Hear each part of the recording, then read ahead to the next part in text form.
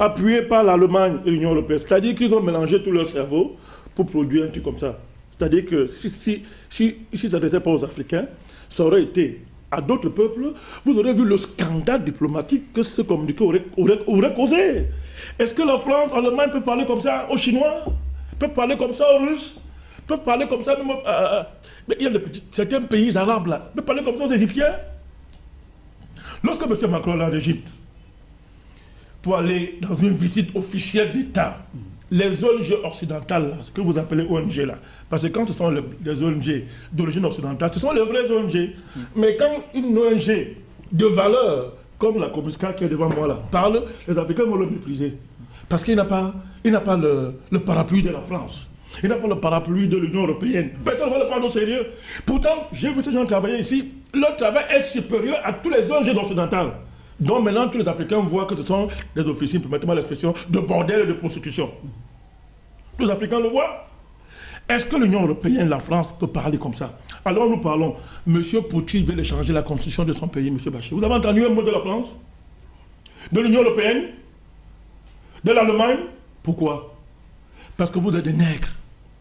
Et vous continuez à montrer que vous êtes des nègres. Non, ne me parlez pas des comportements des chevaux de Troie. Des pions de service. J'ai dit que moi je ne parlerai plus, je ne ferai pas l'honneur de citer leur nom désormais sur un plateau. Quand je venais en Guinée, j'avais, j'ai dit, un certain petit respect pour certains noms. Mais depuis que je suis ici, et j'ai vu leur comportement sur le terrain, ils ne sont pas dignes que je prononce leur nom. Ce n'est pas eux qui m'intéressent, c'est la France. Ne fuyez pas le communiqué, le Quai d'Orsay. Trahir la France. C'est la France qui parraine tout ça. Vous avez peur de dire ça. C'est la France et l'Allemagne et l'Union européenne qui sont derrière ça. C'est le remède de l'ivoirisation de ce qui s'est passé en Côte d'Ivoire, comme on parle en Guinée. Et chaque fois en Afrique, ça a été les mêmes méthodes, les mêmes démarches pour le même résultat. Et il y a un problème avec la mentalité des Africains. Alors il faut réfléchir. C'est la même chose, c'est passé en Côte d'Ivoire qu'on prépare pour la Guinée, mon cher Bachir. Quand vous demandez les preuves à monsieur Sékou Sabane, dans votre rôle de brillant journaliste que vous êtes et que je comprends d'ailleurs, ben, lorsque la rébellion a commencé en Côte d'Ivoire, quand le président Babo parlait, on disait qu'il n'y a pas les preuves.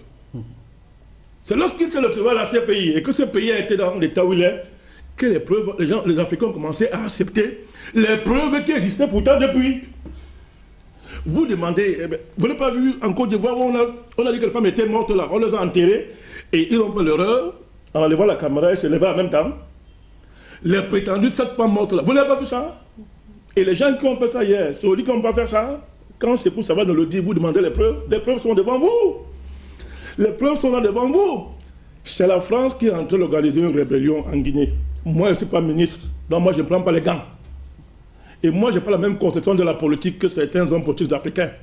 Cette diplomatie d'hypocrisie, de flatterie, a détruit l'Afrique. Il faut se dire la vérité en face. Et l'heure est arrivée de rompre avec l'Occident. Ou c'est la rupture, ou l'Occident nous respecte, ou on va rompre. Et là, qu'on le veuille ou pas, les événements, même le Covid, j'assume ce que je dis, vont vous pousser, vous les Africains, à rompre avec eux. Donc les preuves sont là. Voilà un communiqué diplomatique, vous appelez ça comme ça, où des gens vous disent que le problème de l'élection, là, c'est que ce n'est pas inclusif, ce n'est pas consensuel, et que les forces de sécurité ont commis les choses graves. Oui. Vous avez vu, où est la preuve qui était ce qu'ils disaient là? À supposer même que c'est même vrai. Je dis à supposer. Quand les gilets jaunes en France ont commencé à marcher, des millions de Français, pendant des mois, M. Macron a débattu avec eux, il a fait le consensus. M. Macron a convoqué les lois de la République. Il a dit que la République n'a pas à discuter avec des gens qui vont dans la rue. La République n'a pas à se soumettre au volontisme de la rue. Macron l'a dit. Il a envoyé la police et l'armée massacrer les gilets jaunes. Et il a fui se bunkériser en se cachant derrière l'armée. Je dis pas la police, la gendarmerie, l'armée en France. D'où vient-il que le président de ce pays, pas le ministre des Affaires étrangères, ose nous parler? Parce que nous sommes nègres. Et vous voulez qu'on débatte sur ça? Il parle comme ça la Guinée, de Sékou Touré, en plein 21e siècle. Si moi j'étais Alpha, je romps les relations diplomatiques avec la France. Et la Guinée va continuer à vivre.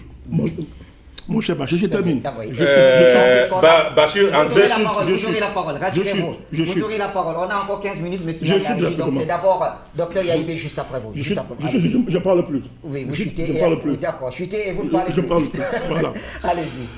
Je voudrais rappeler à certains qui joue avec l'histoire de l'Afrique pour rappeler que l'Afrique connaît un discours du fer des siècles avant l'Occident. Nous maîtrisons le discours du fer des siècles avant l'Occident.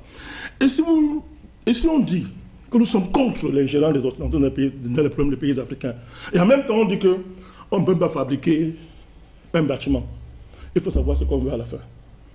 Docteur Yaïbé, vous avez la parole. Alors je reviens justement sur cet appel à la résistance qu'on entend des uns et des autres. Résistance, résistance, il faut poursuivre la résistance malgré les élections. Alors comment vous interprétez cela?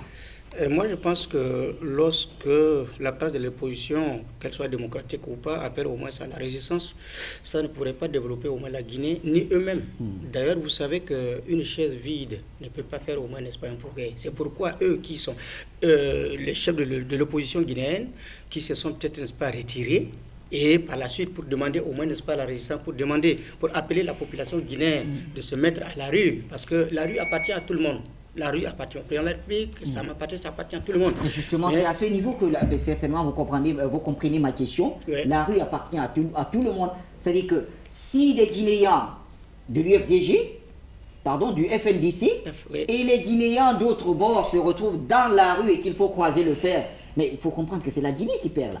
C'est pour cela que je venais de dire tout à l'heure que c'est la Guinée qui perd, mais ce qui est sûr et certain, je pense que quand même, n'est-ce pas, l'armée guinéenne est mieux structurée, mieux outillée pour essayer de mettre hors de nuire ces genres de populations, ces genres de personnes qui viendront pour essayer, n'est-ce pas, de faire la casse. Est-ce qu'on ne se retrouverait pas là en train de vouloir pousser justement cette armée républicaine à commettre cette fraude? Non. Tirer sur les Guinéens? Non, je ne crois pas, parce qu'en réalité, vous savez que lorsqu'un président de la République dit qu'il faut faire le référendaire pour essayer de faire un bon choix pour le développement de son pays, automatiquement, je suis convaincu, c'est pour un progrès, c'est pour son progrès et le progrès de tout le monde. Mais le référendum est passé, les appels à la résistance se Oui, mais je pense que ça n'aura même pas lieu. Il ne faudrait pas que nous nous targuions là-dessus. En réalité, il n'y aura pas cela. Mais nous attendons juste... Quand on voit cet appel, on voit les événements du camp Yaya Alpha, les attaques, on remonte en Zéré-Corée, dans la région forestière, pour voir tout ce qui se passe aujourd'hui. Et d'ailleurs, un journal de la sous-région parlait dans sa une d'hier d'une rébellion en gestation du côté de Zéré-Corée. Alors quand on entend tout cela, est-ce qu'il faut redouter le pire pour la Guinée? Non, je ne pense pas qu'il faut redouter le pire pour la Guinée. Je tiens encore à vous informer, lorsque le président Sékou Touré était au pouvoir à l'époque, jadis, il y a eu le sursaut pareil. En 70, c'est la même chose, il y a eu le sursaut. Mais la Guinée a survécu à tous ces intempéries. Et aujourd'hui encore, je peux vous rassurer, M. Alpha Condé va survivre toujours. Mais en réalité, il n'y a rien. Il ne faudrait pas craindre. C'est-à-dire que les élections se sont déroulées pacifiquement, dans la clairvoyance, et je suis sûr et convaincu. Nous attendons toujours, n'est-ce pas, les résultats. Et après les résultats, je suis convaincu, il n'y aura rien. Alors, Sékou Savané, Yaïbé semble avoir un certain optimisme que peut-être ne partagez-vous pas quand on sait quand même qu'il y a des informations selon lesquelles il y a des armes qui ont été saisies. On s'interroge sur la provenance et comment cela a pu arriver jusqu'en Guinée. Bachir, je t'informe. Vous êtes un grand journaliste. La Guinée est attaquée. FNDC n'a jamais fait palabre de l'élection. Ils sont en train de faire palabre de la rébellion qui est en place aujourd'hui, qui a déjoué.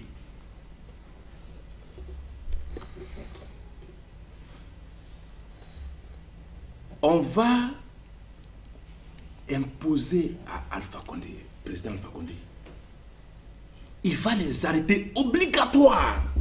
S'il ne les arrête pas, nous, les Guinéens, on va les arrêter. Mais ça sera très grave. Donc c'est mieux, lui, en tant que chef d'État, il n'a qu'à les arrêter. On ne peut pas agresser le pays, faire des coups d'État. Le coup d'État a manqué. Ils ont tué le pilier de l'armée, colonel Cissé. Ça a déjoué. Ils ont déclenché la rébellion. La rébellion a échoué. On est tous dans le pays actuellement. S'il Touré n'est pas ici, c'est lui qui est en train de gérer le budget. Un mandat d'arrêt international contre lui. En tout cas, je crois que jusqu'ici, il n'y a aucun mandat contre lui. Notre pays est agressé. On doit lancer un mandat d'arrêt international contre Sidya Touré. Automatiquement, immédiatement. Donc, quand je dis qu'il n'y a plus d'élection, C'est ce que je t'ai dit, il faut une sursoir pour les activités politiques en Guinée jusqu'en 2025. Parce que quand on est fatigué, quand on sort de l'agression, on ne doit même plus parler de la politique. Pour le moment en Guinée. Pour le moment en Guinée, jusqu'en 2025, le président, il faut qu'il sorte dans son histoire de démocratie. Je ne sais pas, il cherche quel trophée. Il faut chercher le trophée du peuple, que lieu de chercher le trophée des hommes. Ça, c'est éphémère. Voici Sékou Touré, son nom va régner jusqu'à la fin du monde. Kwame Nkrumah, son nom va régner jusqu'à la fin du monde. Patrice Lumumba, son nom va régner jusqu'à la fin du monde. Ils ont cherché le trophée du peuple. Alpha Condé n'a qu'à laisser à faire des trophées de démocratie. Ou bien je ne sais pas de quoi, je ne sais de quoi. Il va déclarer, on va l'obliger, il va déclarer, il n'y a plus d'élection en Guinée jusqu'en 2025. Ce qu'ils veulent faire là, ils n'ont qu'à faire, on va le faire. Parce que tant que toi et moi, on ne se bat pas, il n'y aura pas de respect. Il faut que... Ils ont déclenché la guerre. Selouda et Sidi et FNDC, ils ont déclaré la guerre contre le peuple guinéen. On va faire la guerre. En tout cas, c'est pas aussi notre souhait. Non, ils ont déclenché. On espère que malgré les attaques, la Guinée va se... Ils ont déclenché. Personne ne sortira de la Guinée. Très bien. Personne ne sortira. Ils vont assumer. Ils vont assumer. C'est pourquoi, dès maintenant, hein, l'Assemblée nationale, on réclame les résultats aujourd'hui. Demain, ils prennent fonction. On va voter les lois. Très bien. Donc, en tout cas, c'est le vœu, à ce moment-là, du président du mouvement des patriotes de Guinée. Messieurs, on a 4 minutes, 4 panélistes. On va prendre 1 minute pour chacun pour notre dernier mot. Je commence par vous, Seydou Compaoré. Alors, mon dernier mot, c'est d'abord remercier le peuple guinéen dans son ensemble pour sa maturité. Oui. De vouloir aller à une élection paisible, transparente, malgré les intimidations et les provocations qui se sont tenues ça et là. Oui. Et aussi remercier et féliciter surtout le ministère de l'administration territoriale, qui est la pièce maîtresse de cette organisation, parce que c'était exaltant, mais ce fut une réussite.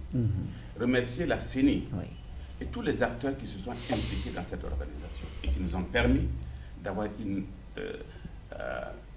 une observation juste, équitable et en toute impartialité. Alors, je voudrais dire par là qu'il faut que les Africains se réveillent. L'Union africaine dont on parle, c'est notre institution mère. Est-ce qu'une seule fois, vous avez appris que les Européens ont invité, ne serait-ce que même le président de l'Union africaine à venir observer une élection en Europe? Jamais. Ça ne s'est jamais fait. Jamais. Ne parlons pas de la CEDEAO. Moi qui vous parle, je suis expert électoral de l'Union africaine. J'y ai participé avec l'Union africaine à beaucoup de missions d'observation électorale sur le plan continental, surtout africain. Je suis allé participer à une élection au Brésil. Nous avons fait des missions d'observation pour le compte de la société civile, tout récemment même en RDC. On nous a décerné des prix d'honneur. On nous a donné des certificats d'honneur pour le travail accompli. Ça veut dire que nous ne venons pas ici pour mettre le feu en Guinée. Nous sommes venus pour apporter notre modeste contribution afin que la stabilité puisse régner, parce que la Guinée, c'est la référence de la démocratie africaine et nous devons et nous pourrions l'accompagner. Et c'est dans ce sens que nous sommes là et nous allons l'accompagner. Inch'Allah. Merci Seydou Compaoré. Docteur Yahibi. Bon, il est le lieu ici de féliciter tous les Guinéens et Guinéennes. Ce qui m'écoeure, je voudrais plutôt, n'est-ce pas, lancer un appel vibrant à l'endroit des Guinéens et Guinéennes. Lorsque les résultats vont être proclamés, il faudrait qu'ils prennent leurs responsabilités. Et ce que je veux, qu'il n'y ait pas, au moins, ce n'est pas de quiproquos par-ci et par-là, qu'il n'y ait aucune personne qui se lève pour essayer de jeter l'anathème sur quiconque. Et ce qui est important, il y a une voie qui est précise pour les permettre au moins, n'est-ce pas, de revendiquer leurs droits. Vous avez la Cour constitutionnelle, c'est ce que je voulais dire. Je leur demande, la classe de l'opposition ou autre, de rester calme et que la population aussi, n'est-ce pas, reste calme. Je sais que la démocratie en progrès est là dans la Guinée. Merci, Dr Yahibe. Président Bandakani. 3 choses. Rapidement, je fais toujours le lien avec l'épidémie, la pandémie. Là. Oui, on est obligé en tout cas. Je fais le lien. Pandémie, inventée, transmise, transférée, tout ce que vous voulez, mais je fais le lien avec. Oui. Les pays africains prennent des mesures pour lutter contre cette pandémie. C'est une bonne chose, c'est bien. Mais le vrai enseignement du Covid-19, c'est que sur la table, le débat est placé du changement radical de nos relations avec l'Occident. Déshabillés par cette pandémie. Eux qui sont longtemps présentés comme les parangons du développement et du bonheur humain. Deuxième chose, je partage l'optimisme du Dr Yahibe. Et je partage aussi l'alerte de Sekouba Savané. Et j'ajoute en disant que ce n'est pas le FNDC, c'est ça? Vous appelez comme ça? Oui. Le FNDC est le cheval de Troie de la France, de l'Allemagne et de l'Union européenne. Si vous ne dites pas ça, vous ne partez pas la vérité sur la table. Les Guinéens, là, cette partie de la Guinée, là, cette minorité-là, est la base endogène des vraies forces exogènes qui s'appellent Paris, l'Allemagne désormais et l'Union européenne qui veulent détruire la Guinée, comme ils ont fait dans d'autres pays africains, c'est le même scénario. Et je termine alors, je dis ceci, Bachir. Comme désormais, nous avons pris acte de ce que j'appelle l'afro-occidentalisation, c'est-à-dire les Africains qui sont en même temps africains et occidentaux, vous allez tout dire, ils ne vont pas changer. Nous, on a dit ceci, c'est le défi, et je le dis à mon vision.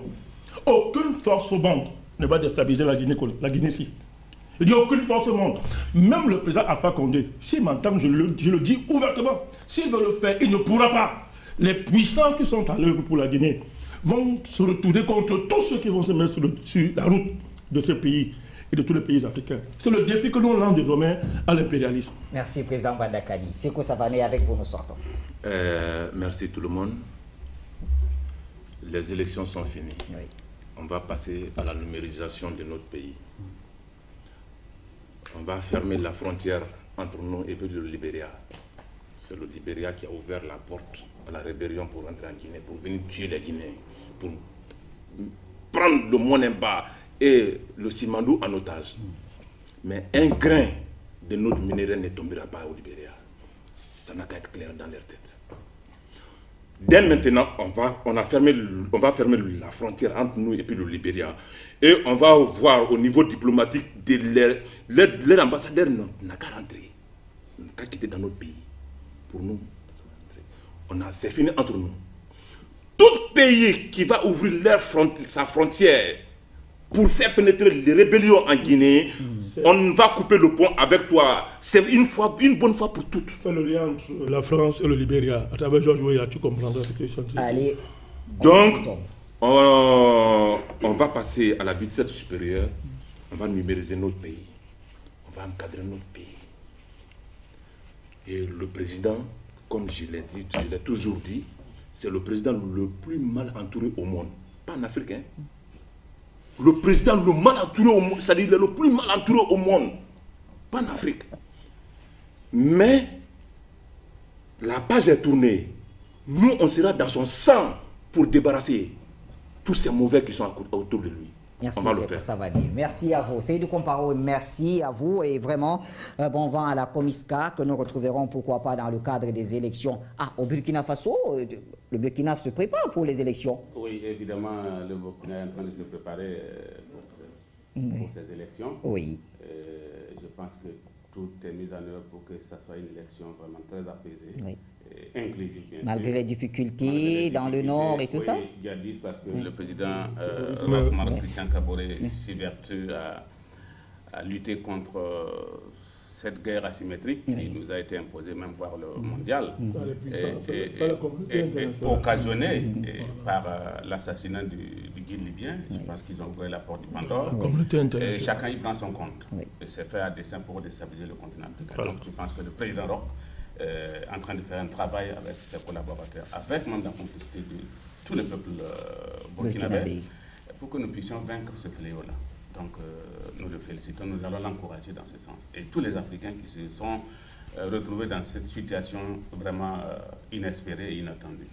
Mais aussi parce que la CENI du Burkina est dirigée par quelqu'un que je connais très bien. C'est un frère en la personne de M. Nitola Ahmed Bari, qui est vraiment un panafricaniste engagé aussi. mais aussi un intègre. Donc, il conduit à bien cette institution-là. Je pense qu'on aurait une élection inclusive, apaisée et acceptée de tous. Merci, Seydou Compaoré. Vous êtes aussi un intègre, puisque venant du pays des hommes intègres. Mesdames et messieurs, c'est ainsi que nous mettons un terme à cette autre édition en direct de Conakry sur Afrique Média, la télévision panafricaine. Nous vous remercions donc et on se retrouve très très bientôt.